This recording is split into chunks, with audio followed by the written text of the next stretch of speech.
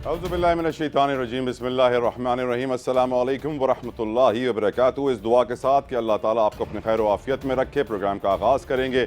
और आज जिस टॉपिक से मैं प्रोग्राम का आगाज़ करना चाहता हूँ वो इंतहाई अहमियत का हामिल है। मैं बात करूँगा chief of army staff general Asim Munir साहब की, जिनकी ज़ेर सदारत आज 258वीं कोर कमांडर्स कॉन्फ्रेंस हुई। और उस कोर कमांडर्स कॉन्फ्रेंस में दहशत गर्दों के खिलाफ जो हमारे जवान कुर्बानियाँ दे रहे हैं उसे खिराज अकीदत पेश किया गया। फोरम में फ़ौज की ऑपरेशनल तैयारियों और तरबियती पहलुओं पर तफसीली बातचीत और गौर किया गया। और ये भी कहा गया कि हमें कौमी सलामती को लाहक किसी भी खतरे से निपटने के लिए हमेशा तैयार रहना चाहिए।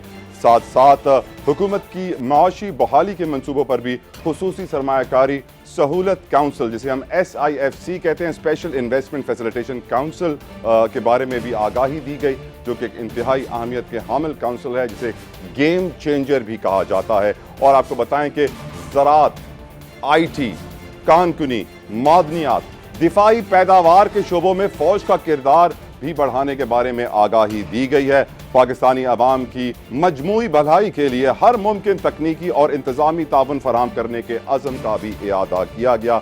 और मुआशी बहाली के लिए आर्मी चीफ का हुकूमत को मुआवनत फराहम करने का भी ऐलान सामने आया है।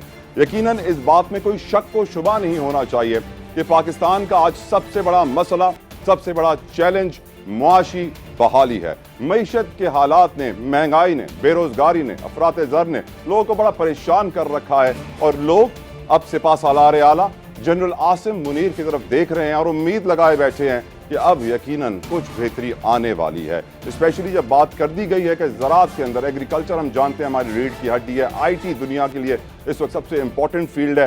कानकुनी, मादनियात, माइंस एंड मिनरल्स हमारे लिए एक बहुत बड़ा खजाना है। हम हमेशा से कहते आए हैं कि पाकिस्तान में नेचुरल रिसोर्सेज इतने हैं कि उनसे अगर हम सही फ़ायदा उठा लें तो पाकिस्तान के तमाम मुआशी मसाइल हल हो जाएंगे। और यकीनन मुल्क का सबसे बड़ा मसला मईशत ही है। लेकिन लॉ एंड ऑर्डर के हवाले से भी कहा गया है और हमेशा ही कहा जाता है कि पाकिस्तान की फ़ौज हमा वक्त तैयार है हर किस्म की सूरत हाल से निमटने के लिए। और हर पाकिस्तानी को इस बात पर मुकम्मल और भरपूर और बहुत ज़्यादा फ़ख्र होना चाहिए, क्योंकि यकीनन पाक फ़ौज की कुर्बानियाँ लाजवाल है। गुफ्तगू करने के लिए मेरे साथ मौजूद हैं दो बड़े इंपॉर्टेंट मेहमान, पैनल आपके लिए तैयार किया है। मेरे साथ मौजूद है defence analyst brigadier retired Haris Nawaz साहब। Thank you so very much brigadier साहब, आपने अपना कीमती वक्त दिया। और माहिर मुआशियात खाकान नजीब साहब, किसी तारुफ के मोहताज नहीं है। आप दोनों मेहमानों का मैं बेहद मशकूर और शुक्रगुजार हूँ, आपने कीमती वक्त निकाला। सबसे पहले ब्रिगेडियर साहब आपकी तरफ आना चाहूँगा।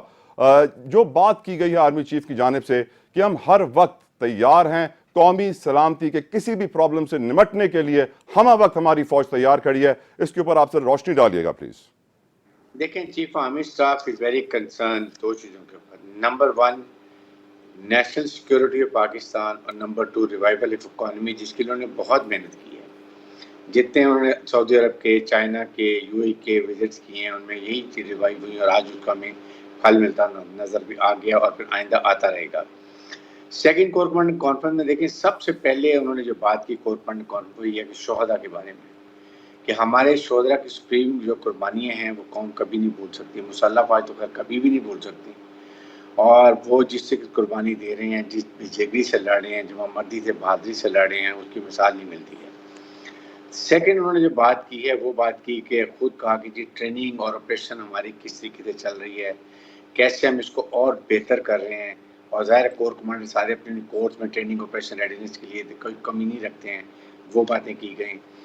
थर्ड, आई एम श्योर कि सेकंड जो ईरान का ये दहशतगर्दी की बात की, जो खास तौर पर TTP का इशू चल रहा है इस वक्त, वो उन्होंने बहुत डिटेल में बात की कि जी किस तरीके से अफ़गानिस्तान से हमें प्रॉब्लम हो रही है। अफ़गानिस्तान में 2 कॉन्फ्रेंस में ये कमिटमेंट की थी कि हमारी सरजमीन किसी टेररिस्ट ऑर्गेनाइजेशन के लिए इस्तेमाल नहीं होगी, किसी मुल्क के ख़िलाफ़ इस्तेमाल नहीं होगी। फिर उन्होंने ये भी वार्निंग कहा जी कि देखें जिस तरीके से अभी आ रहे हैं, हमारे रोज़ शहादतें हो रही हैं, हमारे लोग भी जॉब में इंसिडेंट हुआ, अगर खुदा न खास्ता कामयाब होता तो वो औरतों, बच्चों, फैमिलीज़ को जगमाल बनाने का मुद्दा जो बड़ी पेशा वाराना तरीके से उसको निगेट किया, उनको मार दिया, सब मारे गए। फिर इसी तरह सुई के मुकाबले में ये हुआ।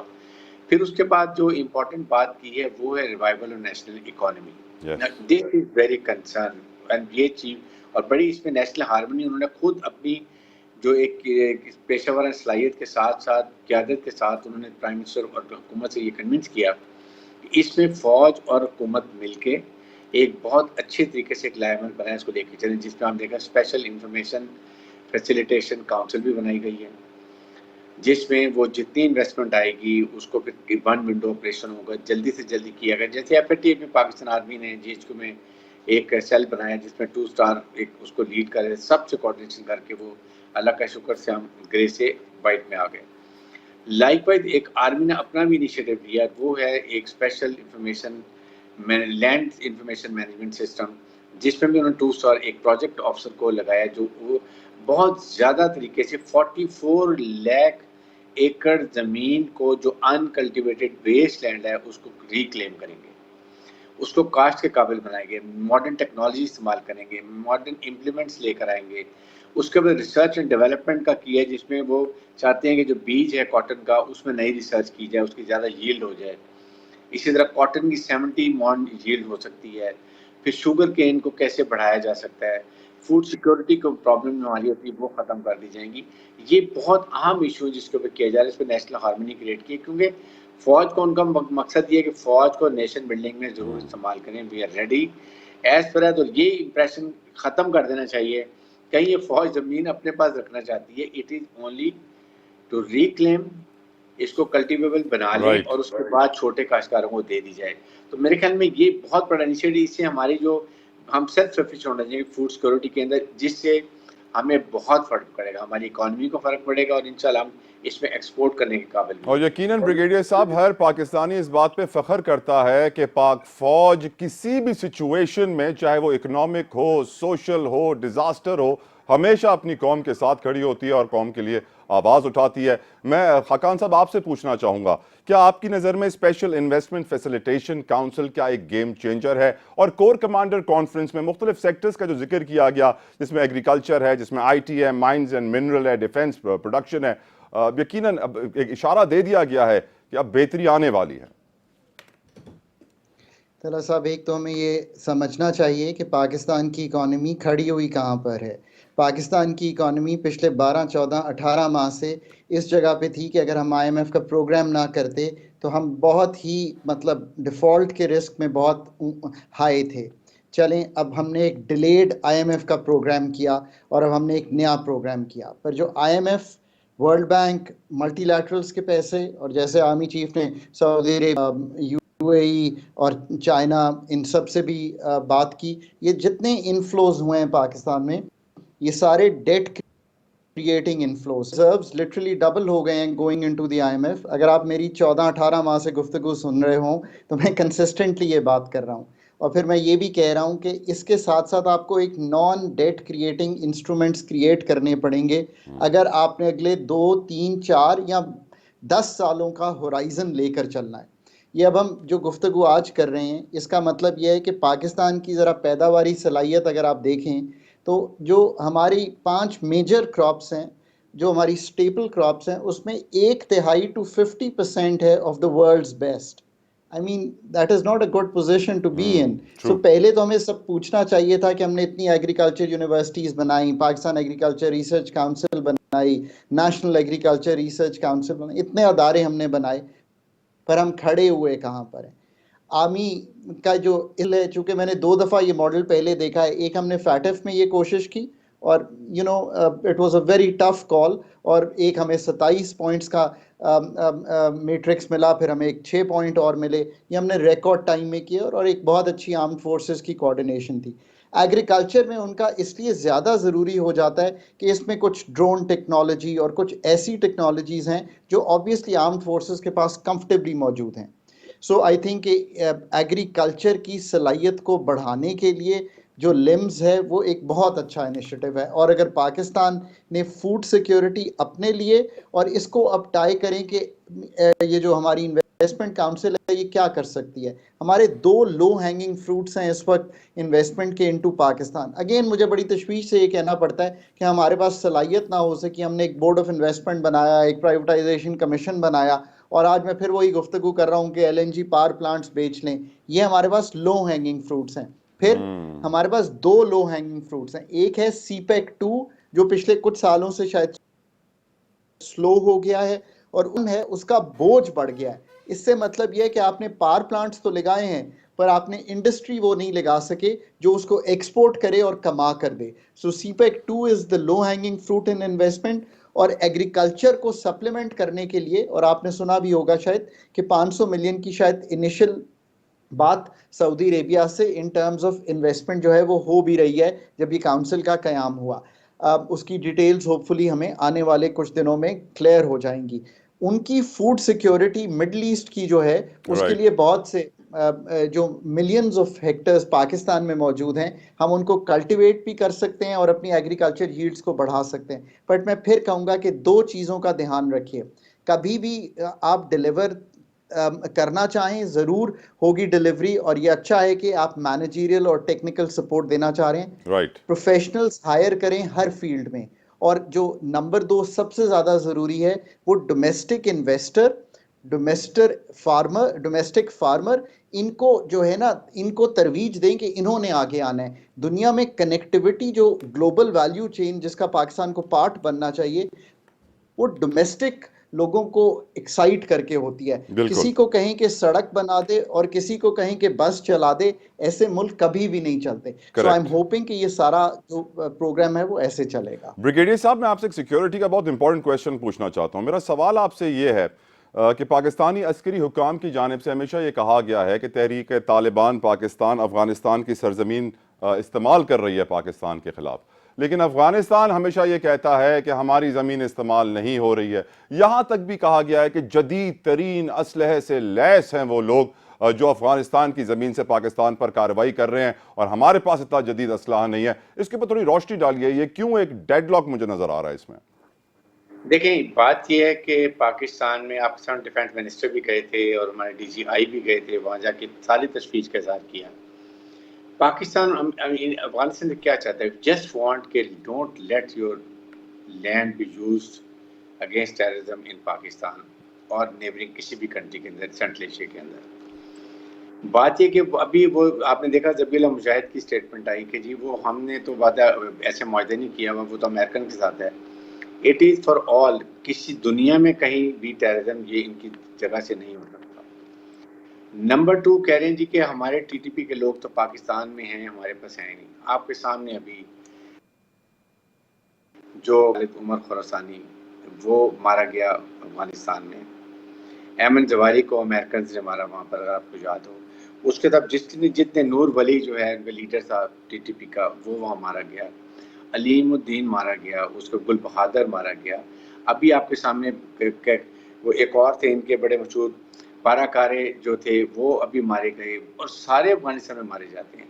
सेकंड जो हमारी कंसर्न ये है, ये तो बड़ा प्रूफ है, तो कोई डाउट ही नहीं है कि वहाँ बैठे हैं। सेकंड, पूरा वेपन्स, लेटेस्ट वेपन एमुनिशन जो अमेरिकन छोड़ के गए हैं वो इनकी TTP वाले बेच रहे हैं बॉर्डर के नज़दीक आके, और वो नाइट विंग डिवाइसेस उसमें जो रात को बिल्कुल दिन की तरह नजर आता है। तो पाकिस्तान ने यही कहा जी कि आप अभी हमने इतनी नुकसान उठा रहे हैं, हमारे फौजी शहीद हो रहे हैं, वी नीड टू सपोर्ट। हमने आपको कौन सी जगह पे सपोर्ट नहीं किया? लड़ाई में जब आप थे तो हमने आपको, जब आप ये अमेरिकन छोड़ के गए हैं, हमने कितने आपके काम किए हैं, आपका केस लड़ा, आपका मुकदमा लड़ा, फॉरेन एवेक्यूएशन हमने करवाई, आपको हज़ारों टन आपको गंदम हमने दी, शुगर हम आपको देते हैं, ट्रेड ट्रेजर में कभी रुकावट नहीं डाली है, हर किस्म की फैसिलिटी देते हैं, और आपके 30 से 40 लाख अफगानीज की हम मेहमानदारी अभी तक कर रहे हैं, जो हमारी इकोनॉमी का बहुत बड़ा बर्डन है। तो ये बातें, और यही बात चीफ मिनिस्टर साहब स्पेशली इवेंट टू ईरान ताला इसलिए गए हैं कि वहाँ ईरानी लीडर से बात करें कि दोनों ममालिक मिलकर, क्यों दोनों स्टेक होल्डर हैं, अफगान गवर्नमेंट को बताएं कि जी ये इसका कोई हल निकालें, otherwise we might have to go for surgical strike in your area, जहाँ हमें सब एरिया का पता है, कहाँ कमांड स्ट्रक्चर है, कहाँ इनके ट्रुप्स ट्रेनिंग करते हैं। राइट ब्रिगेडियर साहब, that is what it is. Brigadier साहब, मुझे एक ब्रेक का कहा जा रहा है और यकीनन मैं ये बड़ा अप्रिशिएट करता हूँ, सराहता हूँ और मैं समझता हूँ कि ये बड़ा अच्छा इकदाम है चीफ ऑफ आर्मी स्टाफ का, जो उन्होंने 2 रोज़ा दौरा ईरान का भी किया और वहाँ पर भी ये स्टेटमेंट रिलीज़ की गई है कि सिक्योरिटी मैटर्स को बेहतर किया जाएगा, बायलैटरल ट्रेड को बेहतर किया जाएगा, तिजारती और मुआशी ताल्लुकात बेहतर किए जाएंगे, और यकीनन बड़ा अहम किरदार इस वक्त हमारे सिपह सालार अदा कर रहे हैं। मुल्क में स्टेबिलिटी लाने के लिए, क्योंकि इस वक्त मुआशी बहाली ही पाकिस्तान के तमाम मसाइल का हल है। उनके इस विजिट को, इस ट्रिप को, दो रोज़ा दौरे को आर्मी चीफ के हम तफसीलन डिस्कस करेंगे, ब्रिगेडियर साहब के साथ भी, खाकान साहब के साथ भी। इस ब्रेक के बाद हमारे साथ रहिए।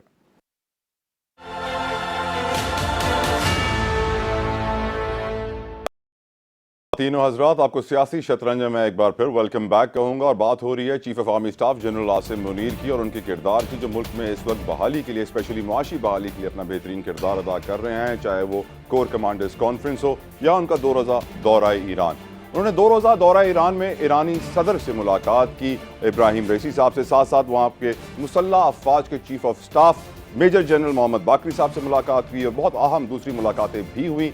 इन मुलाकातों का मकसद यकीनन ऑब्वियस है, इनका मकसद सिक्योरिटी सरहदों को महफूज और इक्तिसादी सरहदों को भी तब्दील करना था, बेहतरी लानी थी उसके अंदर। इन मुलाकातों में ताल्लुकात को वसअत देना डिस्कस हुआ, साथ साथ ईरान गैस पाइपलाइन को डिस्कस किया गया और उसके साथ साथ पावर की सूरत हाल, बिजली की सूरत हाल को भी तफसीलन ज़ेर बहस लाया गया। ये मुलाकातें इसलिए ज़रूरी हैं कि मेरी नज़र में अगर पाकिस्तान ईरान के साथ अपने ताल्लुकात बेहतर करे और मुआशी तौर पर सही ट्रेड करे तो पाकिस्तान की इकोनॉमिक कंडीशन बहुत बेहतर हो सकती है। मैं पहले सवाल पूछना चाहूँगा खाकान नजीब साहब से। खाकान साहब, यकीनन ईरान के साथ जितना हम ट्रेड इस वक्त कर रहे हैं, इट शुड इम्प्रूव, स्पेशली अगर बात हो पाक ईरान गैस पाइपलाइन की। तो मैं याद दिलाना चाहूँगा सर कि पब्लिक अकाउंट्स कमेटी के चेयरमैन नूर आलम खान साहब ने जब इस इशू को उठाया तो उन्होंने कहा कि अमेरिका क्यों दोहरा मयार इख्तियार कर रहा है कि जब वो फ्यूल इंडिया लेता है तो अमेरिका को कोई प्रॉब्लम नहीं होती है, वो फ्यूल पाकिस्तान लेने का सोचता है तो अमेरिका दबाव डालना शुरू कर देता है। तो ये दोहरा मयार क्यों है और आपकी नज़र में हमें ईरान के साथ ट्रेड को किस तरह इस्तेमाल करना चाहिए, किस तरह इंप्रूव करना चाहिए सर? देखिए, पहली बात तो ये है कि रीजनल ट्रेड जो है, अगर आप आसियान के ममालिक को देखें, ये एक एग्जाम्पल है। तो अगर रीजनल ट्रेड से, एक तो चूँकि ट्रांसपोर्टेशन कॉस्ट कम होती है, it is easy to trade, और ज़रूरी नहीं है कि ये डॉलर्स में ही हो। अभी आपको पता है कि ईरान से हमने पहला स्टेप ये लिया कि हमने उनसे कुछ बार्टर ट्रेड, चाहे वो बहुत छोटी सतह पर है, ये हमारी बिजनेस कम्युनिटी की बड़ी एक लंबी डिमांड थी, उसको हमने पूरा किया। फिर हमने कुछ अक्रॉस द बॉर्डर मार्केट्स लगाई, मार्केट्स ही दोनों ममालिक के लोगों को मिलाएंगी, वो शुरू किया। अब आईपी गैस पाइपलाइन जो है, ये एक प्रोजेक्ट है जो पाकिस्तान के लिए बड़ा इंपॉर्टेंट हो गया। ज़रा समझिए इसको कि पाकिस्तान में 60 की दिहाई में हमने ज़रूर सुई के हाँ गैस की थी दरियाफ्त। आज जहां खड़े हैं ये डिप्लीटिंग रिजर्व्स हैं पाकिस्तान के। पाकिस्तान के लिए तो ये जो एनर्जी का सोर्स है, और ये इतनी डिले हुई है, हमारी साइड से भी हुई है। अगर उनसे रवाबित बेहतर होंगे, ट्रेड शुरू होगी, तो ये चीज़ें जो हैं ओवरकम की जा सकती हैं। फिर अगर आप आगे चलें तो ऑब्वियसली पाकिस्तान का एक छोटा मोटा एक्सपोर्ट पोटेंशियल भी है ईरान के साथ। वो लेदर हो, गारमेंट्स हो, मवेशी हो, लाइफ स्टॉक हो, इनमें एग्जिस्ट करता है। तो ऑब्वियसली रीजनल ट्रेड ही दुनिया को आगे लेकर जाता है। रीजनल ट्रेड ही हमें करना है। चाइना है, कार कंट्रीज़ हैं, ईरान है, इनके साथ ना ये हमारी सिर्फ नीड्स को पूरी कर सकते हैं एनर्जी की, बल्कि हम इनको अपनी सप्लाई साइड भी कर सकते हैं। और ये बात आपकी दुरुस्त है कि जब हम किसी मुल्क को देखते हैं जो कि किसी से ट्रेड कर रहा है, तो they are welcome to do it, so should we be welcome to do it. और पाकिस्तान को सिर्फ जीएसपी प्लस की वजह से यूरोप, बल्कि अपनी जो इर्द गिर्द की ममालिक हैं उनसे भी ट्रेड करना है। ये एक बड़ा खुशाइन बात है कि पहले गवर्नमेंट के लेवल पे भी बात हुई, आर्मी चीफ भी गए, तो ये जो सारी टीदिंग इश्यूज हैं ये निकलने चाहिए ईरान के साथ। I really think we should move forward. Right brigadier साहब, यकीनन आर्मी चीफ का किरदार इंतहाई खिराज तहसीन का हकदार है और ईरान के साथ ताल्लुकात बेहतर होना पाकिस्तान के लिए बहुत ज़रूरी इसलिए भी है ब्रिगेडियर साहब कि हम जानते हैं कि इनफॉर्मल चैनल्स के थ्रू ईरान से बहुत सारे प्रोडक्ट्स आते हैं। साहब, इससे अंदाज़ा लगा लीजिए कि वहाँ पे पैक होने वाली तेहरान में लस्सी की बोतल भी कराची में मिल जाती है। लस्सी जो कि जल्दी एक्सपायर हो जाती है, फिर भी यहाँ तक वो पहुँच जाती है विद इन टाइम और वो कंज्यूम भी हो जाती है। लेकिन फ्यूल के हवाले से हमें यकीनन ईरान से सस्ता पेट्रोल लेना चाहिए, क्योंकि अगर पेट्रोल सस्ता पाकिस्तान को मिल गया तो महंगाई, इन्फ्लेशन मेरी नज़र में 50% से ज़ायद गिरेगी। ब्रिगेडियर साहब देखें तला, इंडिया ने फुल सैंक्शंस में टोटल ऑयल जो है वो ईरान से लिया, लेस देन 50% प्राइस पर, and American there quiet. China ने $400 बिलियन का भी उनसे मुआहदा किया, जिससे पोर्ट डेवलपमेंट के साथ ऑयल भी वो लेंगे।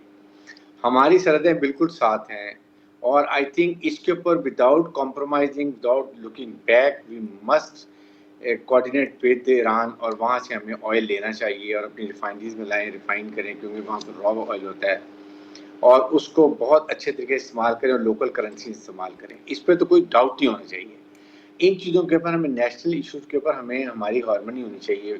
फ़ौज जो कुछ कर सकती है, जो chief army staff general Asim Munir कर रहे हैं, अनप्रेसिडेंटेड है। It's only for the country, for the sake of people of Pakistan, कि जी उनकी इकॉनमी हमारी बढ़े। देखिए, हम एक न्यूक्लियर मुल्क हैं, हम एक इस्लामिक मुल्क हैं, हमारी फ़ौज बहुत बड़ी लड़ाका है, राइट सर। जियोस्टैटिक लोकेशन बहुत अच्छी है। अगर हम इकोनॉमिक तरक्की करते हैं सी पैक के थ्रू और इन चीज़ों से, तो आप सोचिए हम दुनिया की आंखों में आंखें डाल के अपने मुल्क के फैसले अपने मुल्क के मफादात में करेंगे।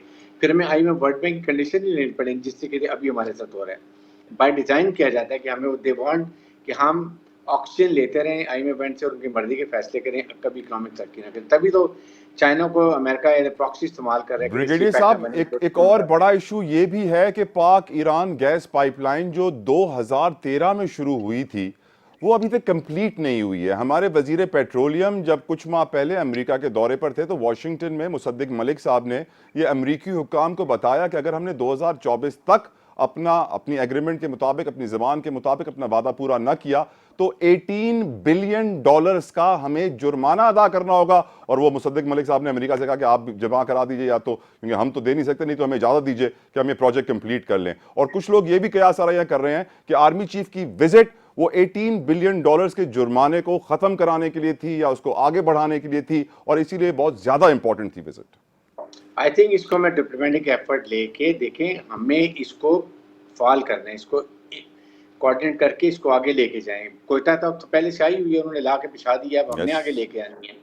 तो ये हमें इमरजेंट बेसिस पे करना चाहिए, हमारी इकोनॉमी के लिए, हमारी हर चीज़ के लिए, आपकी इंडस्ट्री के लिए, आवाम के लिए, डोमेस्टिक लेवल पर हर जगह इसकी ज़रूरत है। और हमारे डिबेट हो रहे, साथ ही साथ पूरी एक्सप्लोरेशन करें प्रोडक्शन में। अगर ईरान में ऑयल है तो इज इट पॉसिबल कि पाकिस्तान में ना हो? मैं तो ब्रिगेडियर साहब बस ये कहता हूं कि अगर इनफॉर्मल चैनल से वो ऑयल आ सकता है और डिस्ट्रीब्यूट हो सकता है, तो उसको फॉर्मल भी कर सकते हैं हम।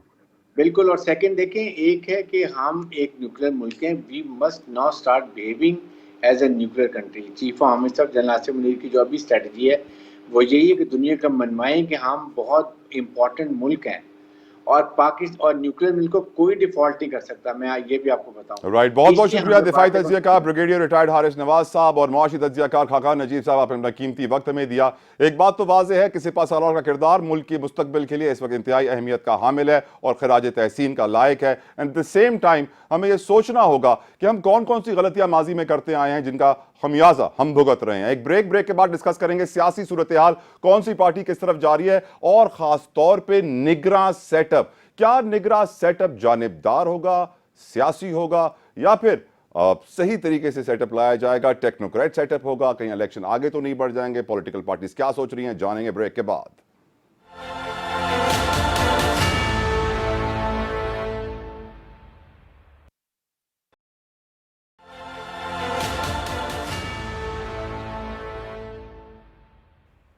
सियासी शतरंज की बिसात काफी उलझ चुकी है। निगरां सेटअप सर पे खड़ा है। 13 अगस्त आखिरी दिन बताया जा रहा है और फिर निगरां सेटअप आएगा।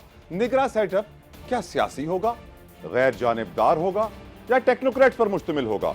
काफी सारे हल्के ये बात कर रहे हैं कि अगर वो टेक्नोक्रेट्स पर मुश्तमिल हुआ तो कुछ खतरा मंडला रहा है। खतरा है आर्टिकल 245 का, जिसके तहत मुआशी बहाली या मुआशी इमरजेंसी का नाम लेकर इलेक्शंस को आगे बढ़ाया जा सकता है। 60-90 दिन से ज्यादा वक्त भी लिया जा सकता है, जिसकी वजह से कहा यह जा रहा है कि सियासी लोगों को ही निगरां सेटअप दिया जाएगा। गुफ्तगू करेंगे, हमारे साथ बेहतरीन पैनल इस वक्त मौजूद है। पाकिस्तान पीपल्स पार्टी की सेनेटर हमारे साथ मौजूद है सहर कामरान साहिबा। Thank you so very much सहर साहिबा, आपने अपना कीमती वक्त हमें दिया। मुस्लिम लीग नवाज के अच्छे सीनियर रहनुमा है राना एहसन अफजाल साहब, आपके बेहद मशकूर हैं, और इलेक्शन कमीशन ऑफ पाकिस्तान के साबिक सेक्रेटरी हैं हमारे साथ मौजूद हैं कुंवर दिलशाद साहब। बहुत बहुत शुक्रिया, आपने अपना कीमती वक्त दिया। तमाम मेहमानों का बेहद मशकूर हूं। सबसे पहले सेनेटर सहर साहिबा, आपसे शुरू करूंगा। पाकिस्तान पीपल्स पार्टी आज भी बड़ी इंपॉर्टेंट मीटिंग्स कर रही है लाहौर के अंदर। हम जानते हैं आपकी सियासी क़यादत मौजूद है, मुशावरत की जा रही है। टेक्नोक्रेट से इतना डर क्यों लग रहा है सेनेटर सहर साहिबा? क्यों वो आपको लगता है कि ज्यादा टाइम ले लें शायद इलेक्शन कराने में, या फिर ये कयास आराइयां हैं? सबसे पहले सना बहुत शुक्रिया कि आपने मुझे मौका दिया कि मैं आपके प्रोग्राम में आऊँ। देखिए डर किसी बात का नहीं है। पीपल्स पार्टी की तो एब्सोल्यूट क्लैरिटी है कि असेंबलियाँ अपनी मुद्दत पूरी करें, केयर टेकर सेटअप आए और वक्त पर इंतखाबात हों। अब जो जहाँ तक कि केयर टेकर सेटअप का आपको पता है कि एक निगरान हुकूमत है, उसकी मुद्दत है। अगर असेंबलियाँ कुछ दिन पहले तहरीर हो जाती हैं तो 90 दिन है, अगर वो वक्त पे तहरीर होंगी तो 60 दिन है। तो मैं नहीं समझती कि कोई इतना बड़ा मामला है। और उसके बाद जहाँ तक कि माशी इमरजेंसी की बात करें, आपको पता है IMF के साथ जो स्टैंड बाय एग्रीमेंट साइन हो गया है। उसकी जो शराइत है वो आपके सामने है कि 1 बिलियन अभी मिला, 1 बिलियन जो है निगरान हुकूमत को, और उसके बाद फिर जो नई हुकूमत आएगी उसको। तो किसी किस्म का कोई इबाम नहीं है। अब ये है कि हाँ, अब मैं समझती हूँ कि जो शख्स जिस फील्ड से होता है उसी फील्ड में ज्यादा बेहतर परफॉर्म कर सकता है।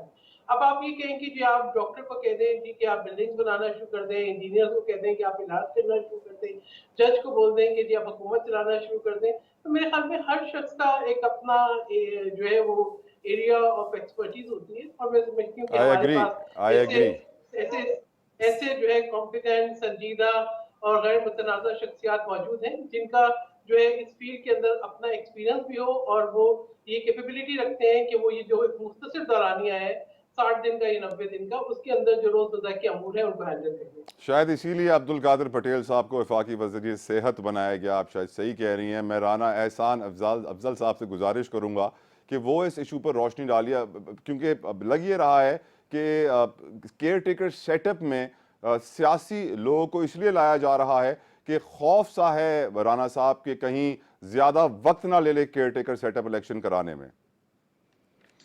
बिस्मिल्लाहिर्रहमानिर्रहीम। देखिए खौफ नहीं होना चाहिए, क्योंकि ये जो फैसला है कि केयर टेकर सेटअप किसने लाना है वो बड़ा क्लियर है। वो जमहूरी लोगों ने लाना है, वो इस वक्त हुकूमत और अपोजिशन की मुशावरत से आना है। तो ये डिसीजन किसी ने नहीं करनी, किसी और ने नहीं करनी। जहां से ये कहा जाता है कि पर सर आपने अपोजिशन का जिक्र किया, कौन सी अपोजिशन सर? पीटीआई जो मौजूद है, जो इस वक्त मौजूद है, जैसी भी है ऑपोजिशन जो मौजूद है, सर उसके मुस्कुराते साथ हुए आपने जो कहा ना जैसी भी है जो मौजूद है, वो कहते हैं ना, you didn't say anything in particular but you said it really well. जी, तो उन्हीं के साथ मुशावरत होगी। लेकिन मेरा जो पॉइंट है वो ये है कि जो जमहूरी पार्टीज इस वक्त इक्तदार में हैं और जो अपोजिशन है, ये फैसला उनका है। तो ये कहना कि कोई टेक्नोक्रेट इम्पोज हो जाएगा, कोई किसी पे कोई प्रेशर है कि इस तरह की आ जाए, तो प्रेशर मत लें, और कोई प्रेशर नहीं है। तो मैं समझता हूँ ये अफवाहें गलत हैं, और फैसला जो है वो ये सियासी जमातें करेंगी। और फिर जो कुछ भी होगा मेरे ख्याल से आइन के मुताबिक होगा। और अगर ऐसा नहीं होता, जिसके मैं तो कोई इम्कानात नहीं समझता, लेकिन मैं समझता हूं कि ऑल पार्टीज, जितनी भी बड़ी जमातें, उन्होंने बड़ी क्लैरिटी के साथ अक्टूबर नवंबर का वो समझते हैं कि इलेक्शन होगा, और इंशाल्लाह ऐसे ही होगा। देखें, पहले भी यहाँ रूमर्स होते रहे कि 1 साल माशी इमरजेंसी लगा के एक्सटेंशन ले ली जाएगी, लेकिन पीडीएम या जो इस वक्त कोalition गवर्नमेंट है, उसके किसी सीनियर वजीर ने इस चीज की तायद कभी भी नहीं की थी, लेकिन ये रूमर्स चलते रहे। तो अभी भी ये देखें, क्योंकि इतना बड़ा फैसला होना है, नई पर राना प्राइम साहब ये मिनिस्टर, रूमर्स इसलिए भी ज्यादा वो फोकियत पा रहे हैं, ज्यादा इंपॉर्टेंस ले रहे हैं, क्योंकि इस वक्त जो 2 सूबों में निगरान सेटअप है वो तकरीबन 90 दिन एक्स्ट्रा ले चुका है। नहीं बिल्कुल, ये बात ठीक है, लेकिन उसकी एक बैकग्राउंड है। 63A का जो गैर आईनी एक फैसला किया गया, जिसमें खाली तशरीह नहीं की गई आइन की, बल्कि री राइटिंग ऑफ आइन हुआ। और फिर वो हुकूमत ऐसी जमात को दे दी गई जिसने आर्मी चीफ से मुशावरत करके हुकूमत गिरा दी KPK में और पंजाब में, ताकि सियासी इंतशार फैलता रहे। तो वो उस तनाजर में था। राइट। अब ये तो सबकी डिमांड थी कि सब इलेक्शन एक साथ हो, और जो है, तो मेरे ख्याल से हम उसी तरफ जा रहे हैं। कोई घबराहट की जरूरत नहीं है।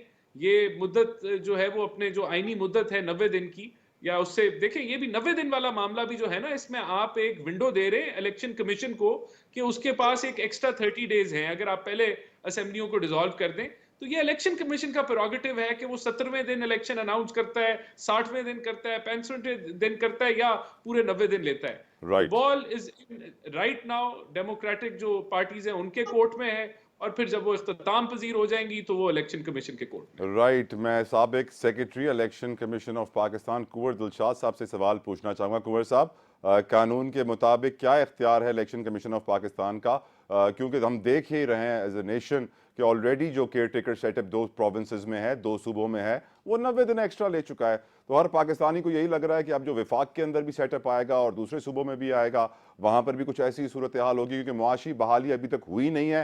रीज़न स्टिल वहीं खड़ी हुई है कि मुआशी बहाली के लिए, इकोनॉमिक एमरजेंसी के लिए एक्स्ट्रा दिन दिए जाएँ, और कुछ लोग ये कह रहे हैं कि टेक्नोक्रेट सेटअप इसी वजह से शायद ना आए, सियासी निगरान सेटअप आए। आप क्या बताएंगे सर हमें आइन और कानून के मुताबिक? देखिए जी, आपने भी सारी खबरें में देख सुनी, मैंने आज तो चंद दोस्तों की बातें। तो मेरा पॉइंट ऑफ व्यू तो ये है कि इलेक्शन कमीशन पाकिस्तान ने जहां आइन और कानून के मुताबिक फैसले करने हैं, वहाँ उन्होंने ज़मीनी हक़ाइक़ को भी मद्देनजर रखना है। लेकिन सबसे बड़ी एक अहम बात जो नजर आ रही है, ये हुकूमत ने जो मरदमशुमारी के हवाले से नई मरदमशुमारी और पुरानी मरदमशुमारी के बारे में जो बयानात जारी किए हैं, ये सिर्फ आवाम की तवज्जो उठाने के लिए और आवाम का फीडबैक लेने के लिए, रद्द-ए-अमल देखने के लिए और सियासी जमातों का रिएक्शन देखने के लिए उन्होंने ये एक हुकूमती पॉलिसी के तहत ये बयानात जारी की है। जबकि कानूनी तौर पर, आईनी तौर की हक़ाइक़ ये हैं कि हमारी इत्तला के मुताबिक ये 25-26 जुलाई को मुश्तरका मफादात कौंसिल का इजलास होगा, और मुश्तरका मफादात कौंसिल का जो इजलास होना है, ये तकरीबन 1 साल गवर्नमेंट को हो गई है, तो 1 साल में ये पहली मरतबा मुश्तरका मफादात कौंसिल का इजलास होगा। उसमें ये फैसला किया जाएगा कि नई मरदमशुमारी के बारे में गज़ट नोटिफिकेशन कर दिया जाए या ना कर दिया जाए। अब अगर वो फैसला मुश्तरका मफादात कौंसिल ने अप्रूवल दे दी कि आप इसको नई मरदमशुमारी का भी फिलहाल नोटिफिकेशन जारी ना करें, क्योंकि बाज़ इत्तेहादी जमातों के जो अहम पार्टनर हैं उनको इसके बारे में शुक व शुबात हैं मरदमशुमारी के बारे में।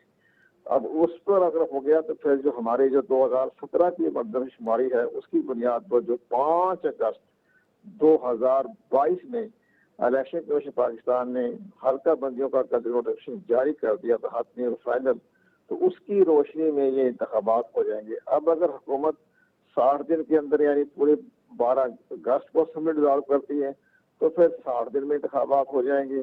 अगर उन्हें कबल वक्त कर दी तो फिर 90 दिन का एक आईनी प्रोविजन है। लेकिन सबसे बड़ी इम्पोर्टेंट चीज जो है जी, वो मुश्तरका मफादात कौंसिल का इजलास जो 25 जुलाई को हो रहा है, उसमें अहम फैसले किए जाएंगे। और ये बताइए कुंवर साहब, मुझे ये बताइए, एक सवाल आपसे प्लीज, कथा कलामी की माजरत, अगर लेट से केयर टेकर सेटअप अपना वक्त बढ़ाना चाहता है तो क्या इलेक्शन कमीशन के पास ये ताकत है कि उनको रोके और बोले नहीं इस दिन इलेक्शन होंगे?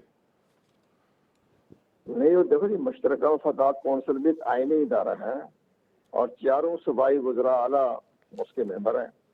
अब अगर उसके बाद प्राइम मिनिस्टर उसके चेयरमैन हैं। आने वाले केयर टेकर सेटअप की बात कर रहा हूँ अगर फैसला कर लें कि ये नई मरदमशुमारी का तहत इलेक्शन होने हैं और उसको हल्का बंदी असरों करानी पड़ेगी, उसमें फिर एक और बड़ी इंपॉर्टेंट बात है जो इस हुकूमत के बस में नहीं है। वो ये है कि हमारी इतला के मुताबिक बलोचिस्तान की आबादी बढ़ गई है, तो उसकी 4 नशिस्तें जो है वो पंजाब की कम की जाएगी और उसमें 3 नशिस्तें दी जाएंगी बलोचिस्तान को और 1 नशिस्त दी जाएगी इस्लामाबाद कैपिटल को।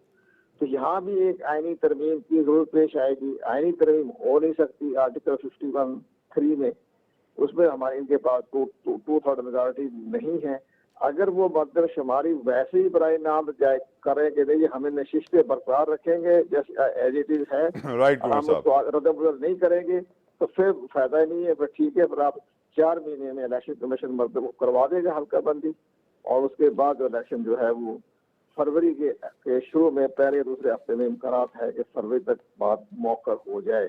ये फैसला इम्पोर्टेंट फैसला जो आपके चैनल के जरिए मैं बता रहा हूँ, ये 25 जुलाई को इम्कान है कि मुश्तरका मफादात कौंसिल ही फैसला करेगी आइंदा के इंतखाबी रोड मैप के बारे में। 25 जुलाई। राना साहब, एक इंपॉर्टेंट क्वेश्चन आपसे पूछना चाह रहा हूँ। मुझे याद पड़ता है कि नवाज शरीफ साहब के दफ्तर में जब आखिरी दिन था, जब वो अपना प्राइम मिनिस्टर का ऑफिस छोड़ के जा रहे थे, तो उन्होंने सारे फेडरल एम्प्लॉयज़ को जो है 1 महीने की सैलरी का बोनस दे दिया था।